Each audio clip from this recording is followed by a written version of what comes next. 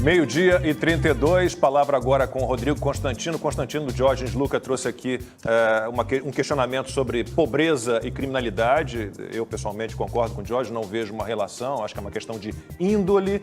Falamos também, a Amanda puxou um pouquinho a história da desigualdade social. Eu prefiro pensar sempre no combate à extrema pobreza, à pobreza e à desigualdade social a gente vai ter sempre. Obviamente que a ideia é que a gente suba o padrão de vida de todo mundo, desde dos mais baixos até as classes mais altas. E aí, o que você tem a dizer?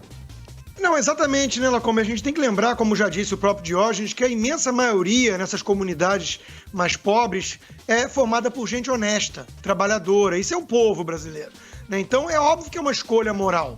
É óbvio que é uma questão, às vezes, até de ideologia, por isso me preocupa essa mentalidade romântica e esquerdista, né? O herói revolucionário, né? O marginal é o herói revolucionário. E combater excessos de polícia é uma coisa, né? Toda função vai ter os seus frutos podres, toda a área de atuação. Agora, é muito diferente do que a gente vê nessa turma do direito dos manos, como chama, né? Aqui nos Estados Unidos também esse troço chegou com força. Antifa, Black Lives Matter, falando em tirar recursos da polícia. Isso prejudica quem? Isso prejudica os mais pobres, né? Agora, eu quero lembrar que o maior terrorista de todos da Al-Qaeda, o Bin Laden, era um milionário, saudita, herdeiro, né? O Marcola era um sujeito de classe média, média alta. Então, vários vieram da classe média, dessas lideranças de grupos criminosos, né? E sobre a democracia, a gente tem que lembrar também que é verdade, né? Desidrataram totalmente esses projetos. O capitão Derrite está mostrando a dificuldade de levar adiante projetos para endurecer ou encarecer o crime, mas é uma democracia muito disfuncional. O Rodrigo Maia concentra muito poder e teve 70 mil votos, mais ou menos, né? Então, a gente sabe, por exemplo, que o PSOL não tem representatividade popular, mas domina redações de jornais Brasil afora. Então, há um peso muito diferente, muito desigual nesse aspecto. O Estatuto do Desarmamento foi reprovado pela população e foi adiante no Congresso. Então nós não temos voto distrital, nós não temos uma proximidade maior entre eleitor e representante. Nós temos uma democracia muito disfuncional. Se for averiguar lá fora, eu não tenho dúvida que o povo é muito mais conservador e quer endurecer com bandido, sim. Eu adoro essa história do Shaquille O'Neal, você viu, né? Falando sobre o unfunding, ou tirar o financiamento da polícia. Ele falou, mas peraí, e quando o negro precisar da polícia, ele vai chamar quem? Os Ghostbusters, os caçadores de fantasmas? E deu uma encerrada no assunto. O Silvio estava dando uma olhada aí nas perguntas dos espectadores. Exatamente. Até porque, se é fato que existem maus policiais, pode ter certeza que existem muitos maus jornalistas também. Mas, Lacombe, eu que fico de olho aqui em todo mundo que escreve, que faz o Opinião no Ar com a gente. Capitão Derrite, tem perguntas aqui sobre integração das polícias. Qual é a sua avaliação? Eu acho que isso é fundamental para a segurança pública. Antes eu gostaria de só voltar um ponto, dizer que a gente não compactou com nenhum desvio de conduta da polícia e a Polícia de São Paulo, quando realmente encontra esse tipo de desvio, a gente não tem o menor problema em cortar na própria carne, em punir aquele que tem um desvio. E representa uma quantidade ínfima dentro dos heróis aí da nossa Polícia Militar e das polícias militares do Brasil. Bom, integração entre as polícias é fundamental. Vejam vocês, nós não temos, Silvio, uma base de dados integrada entre as forças de segurança no país.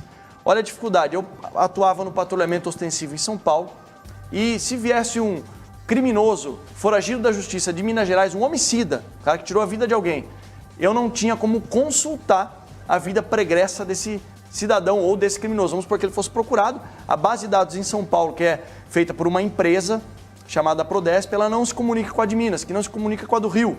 A do Rio de Janeiro, hoje, 2020, o policial militar no Rio de Janeiro, Lacombe, ele consulta através de um aplicativo chamado Sinesp Cidadão, que qualquer pessoa pode ter acesso. Isso é um absurdo. Qual é o esforço do Ministério da Justiça e Segurança Pública, do governo do presidente Bolsonaro? É fazer essa integração da base de dados. Ou seja, se ele cometer um crime em Pernambuco e estiver em Minas Gerais, vai sair lá que ele é procurado pela justiça ou que ele já respondeu a algum tipo de crime que pode levar até uma investigação. Além disso, o sistema da justiça. Como funciona em São Paulo? Um criminoso, um juiz expediu lá o mandado de prisão de um criminoso. Pega-se um papel em 2020. Esse papel é levado até a Prodesp, eles vão cadastrar, dizer que o criminoso, a partir daquele momento, está foragido da justiça ou ele é procurado, existe um mandado de prisão. Só depois de algum tempo entra no sistema, só depois de algum tempo o policial pode consultar e saber. Isso é um absurdo. Então, o que o Ministério da Justiça e Segurança Pública está tentando fazer é a integração dessa base de dados. Carteira de identidade. Não temos uma carteira de identidade nacional. Aquele sujeito que matou o namorado lá, que acabou indo para o Paraná, tirou uma nova identidade lá. Matou o ator e os pais do menino. Exatamente.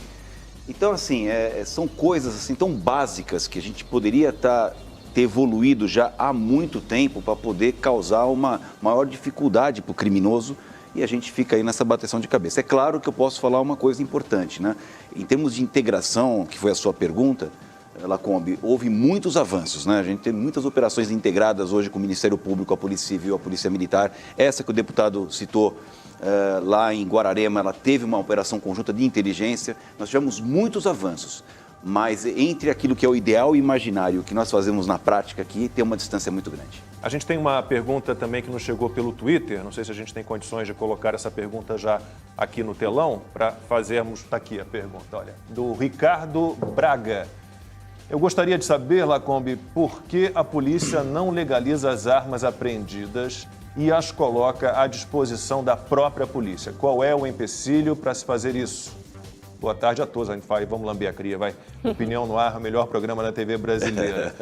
Bom, deputado, facilitaram um pouco o confisco, né, de bens de bandidos, né, o leilão desses bens e o investimento desse dinheiro no combate ao crime organizado.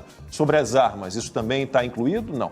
Infelizmente não, foi uma luta nossa. Isso foi tratado na medida provisória 875, que permitia a alienação dos bens imóveis, os bens móveis dos criminosos, mas só do tráfico de drogas. Só para lembrar que os partidos de esquerda votaram contra a medida porque eles se preocupam muito com a propriedade privada de bandidos. É isso. Então, helicópteros, que foi um caso... Tem um caso emblemático da Polícia Rodoviária Federal que apreendeu um Camaro. De maneira muito inteligente, a Polícia Rodoviária Federal fez o quê?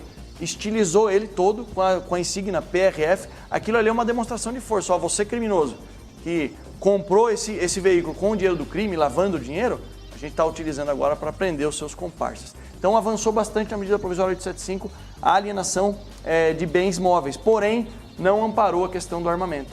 Então, existe aí uma brecha que seria muito importante, já que o crime organizado possui armas de grosso calibre, muitas vezes superior a que as forças policiais possuem, seria uma medida extremamente importante. Nada mais justo do que voltar para a mão da própria polícia que prendeu esses criminosos e fazer a segurança da população.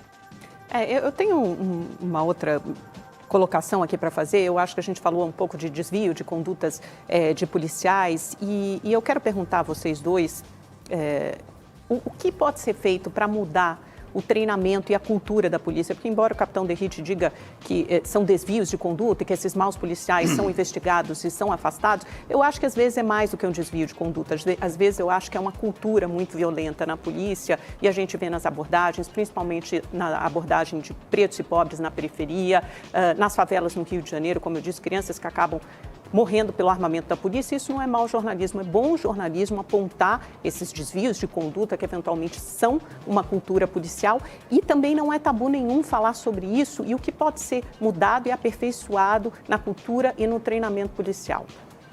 Olha, eu acho que a sua visão, Amanda, com todo respeito, está completamente equivocada. Vou falar da Polícia Militar, que é a minha base, minha formação. Eu, jovem, passei na FUVEST com 18 anos e fui fazer academia militar lá. A Polícia Militar que tem mais grade curricular, carga horária de direitos humanos na sua formação é a Polícia Militar de São Paulo. É sim uma quantidade ínfima perto da grandiosidade do que a Polícia Militar de São Paulo faz. A Polícia Militar de São Paulo atende 45 mil ligações 190 por dia. Não é desmerecer o trabalho da polícia de forma alguma. Vocês fazem um trabalho heróico em muitos momentos. Disso. É só para apontar. Eu só estou colocando um contraponto. Posso acrescentar só um fator para a análise do capitão Derrite? É porque eu vejo muita gente falando, né, que é uma atuação diferente, por exemplo, na favela. Eu estou falando do Rio de Janeiro, por exemplo, onde eu vivi 38 anos. É uma atuação diferente quando a polícia vai no Rio, na favela, no morro, e quando age no Leblon ou Ipanema, né, ou Copacabana. E também gostam de falar que contar número de pessoas que foram mortas pela polícia. Bom, se você tem um confronto e se a situação é uma cena de guerra onde na favela os bandidos estão altamente armados e entrincheirados, Eu realmente gostaria de saber como é que você vai ter um confronto sem ter perdas humanas, né? Porque não é uma questão de preconceito racial, isso realmente não vejo nenhum sentido nisso. Agora, achar que vai subir cantando Imagine, do John Lennon, e soltando bolhas de sabão, né? E com isso, chamar todo mundo para uma conversa, é realmente uma coisa utópica. Então, se você é recebido a chumbo nesses morros, onde os bandidos estão entrincheirados, eu não consigo ver realmente como condenar a polícia por uma truculência maior em relação à troca de fogo. Constantino, as perdas humanas às quais você se refere são crianças que morrem em confronto, são crianças que morrem vítimas de balas perdidas e muitas vezes essas balas são da polícia. E não, as investigações muitas vezes mostram isso. Eu discordo, sabe por quê? Porque o que tem espaço na mídia, com todo respeito a vocês aqui, mas na grande mídia o que tem espaço é somente quando existe um erro do policial. Então, isso que eu ia falar, o erro é a generalização, é atacar a instituição por conta de maus policiais, que são minoria. A gente está falando de bandido até agora, todas as ações na Araraquara, belo trabalho da Polícia Federal, mas você está falando você está falando de vidas tiradas pelos policiais. O policial, ele entra em confronto e mata, assim, criminoso. Ele não sai de casa hoje, vou matar um cidadão. Aliás, claro que não, ninguém. Aliás, as pessoas de bem nas favelas, nas comunidades, elas são usadas pelos traficantes como escudo. E deixa eu só trazer um apontamento, Lacombe. O que tem espaço na grande mídia, quando acontece uma falha policial. Alguém aqui sabe quantos policiais morreram esse ano em serviço? Sabe, Amanda? Eu acho até que, na verdade, eu até sei. No Rio nós tínhamos um Isso por o dia. mainstream não mostra, por dia. Não, eu vou falar. 172 policiais foram Exatamente. assassinados, 62 em serviço. Essa é uma pergunta também. A violência se volta contra os policiais. E digo mais, desses 172 policiais mortos, quase 70% são negros. Alguém falou isso? Não fala que o policial militar, atua contra o pobre negro da periferia. Não, tivemos uma capa da Folha de São Paulo esse fim de semana dizendo que ótimo, então a gente precisa ter mais capas mostrando a verdade.